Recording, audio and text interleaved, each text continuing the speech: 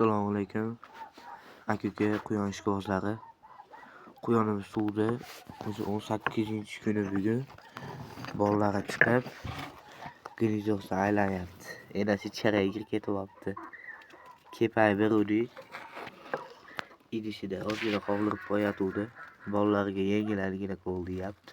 18-kunda уже chiqdi. Kanalimizda quyon haqida qiziqarli videolar bor. Enasi ham keldi-yu, qizg'anyapti. Kanalga obuna bo'lib qo'yamiz akalar. Fikringizni yozib qo'ysalar, kommentariyani ochib beraman. Xudo xolasa mana chiqdi quyonimiz.